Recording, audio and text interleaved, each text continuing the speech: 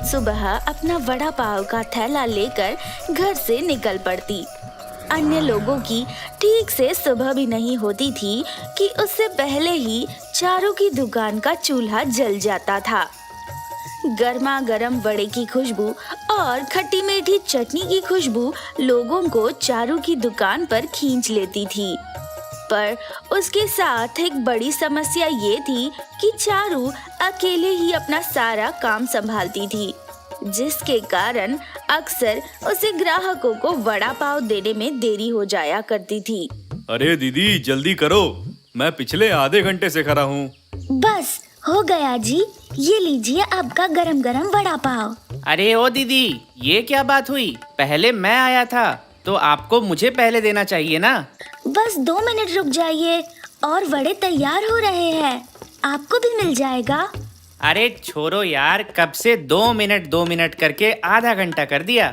इससे अच्छा तो हम किसी और दुकान पर जाकर खा लें। बस इसी वजह से चारू सुबह से शाम तक 50 से 60 वड़ा पाव से ज्यादा नहीं बेच पाती थी। शाम को थकी हारी जब वो अपने गल्ले को देखती तो कहती, इतनी कड़ी मेहनत के बाद भी बस इतनी सी कमाई हुई है। इसका भी आधे से ज्यादा तो कल का सामान लाने में ही लग जाएगा। अगर मुझे ज्यादा कमाई करनी है तो दिन के कम से कम 400 से 500 वड़ा पाव बेचने पड़ेंगे। रात को ठेला बढ़ाकर चारू जब घर आई तब सबसे पहले परचून की दुकान पर जाकर उसने ढेर सारा सामान खरीद लिया। घर पर जब चारू के पति चंदू ने इतना सामान देखा तो उसे बड़ी हैरानी हुई। वो बोला, अरे भला इतना सारा सामान क्यों ले आई हो? वो इसलिए क्योंकि मैं अब से एक दिन में 400 से 500 वड़ा पाव बेचूंगी। चारू की ये बात सुनते ही उसका पति चंदू हंस दिया। अरे मजाक छोड़ो चारू, ये बताओ कि इतना सारा सामान क्यों लेकर आई हो? मैं मजाक नहीं कर रही हूँ, सच बोल रही हूँ। थोड़े बहुत वड़ा पाव बेचकर ज्यादा कमाई नहीं हो सकती है, इसीलिए अच्छी कमाई के लिए दिन के 500 वड़ा पाव बेचने ही पड़ेंगे। चारू, जो तुम बोल रही हो वो सुनने में अच्छा है, मगर प्रैक्टिकली पॉसिबल नहीं है। इतने सारे वड़ा पाव बनाना एक इंसान की बस की बात नहीं। मगर 2 लोगों के बस की बात तो है ना। तुम कहना क्या चाहती हो? जब मैं घर के सभी कामों में तुम्हारा हाथ बटा सकती हूँ तो तुम भी तो दुकान के कामों में मेरी मदद कर सकते हो ना। और वैसे भी अब तक जो काम मैं सुबह को दुकान पर जाकर करती थी वो काम मैं आज से रात को घर पर ही कर लूंगी। क्या? अगर तुम वड़ा पाव की सारी तैयारी रात को करोगी तो भला सोगी कब? तुम जानते हो ना कि हमने सपना देखा है कि दूसरों की तरह हमारा भी एक घर हो, हमारे पास भी सभी सुख सुविधाएं हो। तो चंदू, सपना वो नहीं होता जो सोते हुए देखा जाए, सपना तो वो होता है जो तुमको सोने ही ना दे। अब जब तक मैं दिन के 500 वड़ा पाव तैयार नहीं कर लेती मुझे चैन नहीं पड़ेगा। चारू ने पूरी रात जागकर वड़ा पाव की तैयारी की, जिसमें उसके पति चंदू ने भी उसकी मदद की। सुबह सवेरे दोनों पति पत्नी ठेला लेकर निकल गए। इन्हें देख बहुत सारे लोगों ने तरह तरह के ताने मारे। अरे देखो भाई, राम ने भी क्या मिलाई है जोड़ी। एक को लगता है कि वो वड़ा पाव बेचकर अमीर हो जाएगी, तो दूसरा इसका बेरोजगार पति भी आ गया अकेले ठेले पर आके उसकी मदद करने।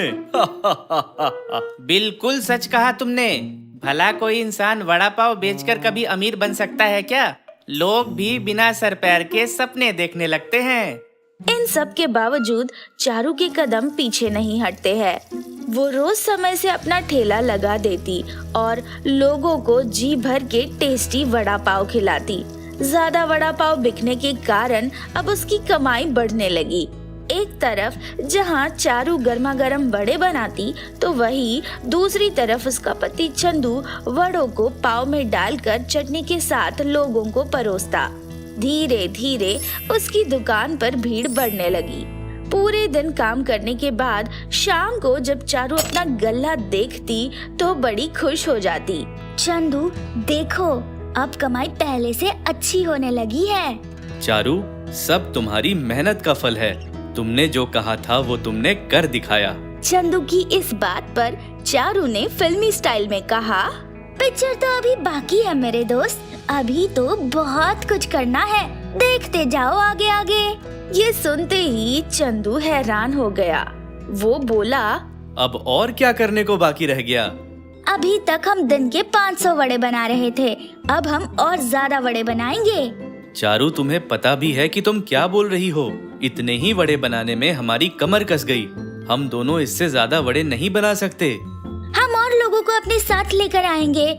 मुझे पूरा यकीन है कि हमारा वड़ा पाव का ठेला पूरे देश भर में फेमस होगा। चारू ने अपनी मदद के लिए 2 लोगों को रखा और फिर दिन के 1000 वड़े बनने लगे। धीरे धीरे उसकी दुकान पर ऐसी भीड़ लगने लगी कि पूरी गली जाम हो जाती थी। लोग उसका वड़ा पाव खाने के लिए लाइन लगाकर खड़े रहते। तभी चारू की दुकान पर एक ऐसा ग्राहक आया जिसने वड़ा पाव खाने के बाद उसका वीडियो बनाकर इंटरनेट पर डाल दिया। ये चारू की मेहनत और उसकी ईमानदारी का नतीजा था कि वो वीडियो इंटरनेट पर वायरल हो गया। अगले दिन चारू जब अपना ठेला लेकर घर से निकली तो अपनी दुकान की जगह पहुंचते ही उसकी आंखें फटी की फटी रह गई।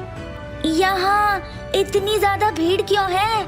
अरे कहीं ऐसा तो नहीं कि ये सब तुम्हारे हाथ का वड़ा पाव खाने आए हैं? चारू को देखते ही भीड़ के सभी लोग उसकी तरफ चल पड़े।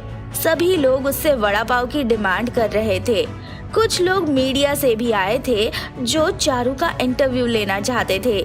चारू रातों रात पूरे देश भर में फेमस हो गई थी। मुझे तो समझ ही नहीं आ रहा कि ये सब कुछ सपना है या हकीकत। चारू, ये सब कोई सपना नहीं है, ये सब तुम्हारी मेहनत और ईमानदारी का नतीजा है। अपनी दुकान के बाहर इतनी भीड़ देखकर चारू की आंखों में आंसू आ गए। उसने अपने आंसू पोंछे और लोगों के लिए वड़ा पाव लगाने लगी। देखते देखते कुछ महीने और बीते और फिर तो चारू पूरे देश की सबसे बड़ी वड़ा पाव गर्ल बन गई। बड़े से बड़े नेता और बिजनेसमैन भी चारू के ठेले पर वड़ा पाव खाने आते थे। आज चारू के पास बंगला, गाड़ी, पैसे और वो सब कुछ थे जिसका सपना उसने कभी देखा था। कभी जिन लोगों ने चारू की गरीबी का मजाक उड़ाया था, आज वो लोग भी चारू की दुकान पर वड़ा पाव खाने आते हैं और उसकी तारीफ करते हैं। दिन प्रतिदिन चारू इतनी फेमस हो गई कि उसकी सफलता को देखकर और भी कई लोगों ने वड़ा पाव की दुकान खोल ली, मगर चारू जैसी कामयाबी किसी को भी नहीं मिल पाई। आज पूरे इंटरनेट पर और हर घर में सिर्फ चारू के वड़ा पाव के चर्चे होते हैं। तो देखा आपने, कोई भी काम छोटा या बड़ा नहीं होता है। अगर इंसान दिल लगाकर कोई भी काम करता है तो उसमें कामयाबी जरूर मिलती है।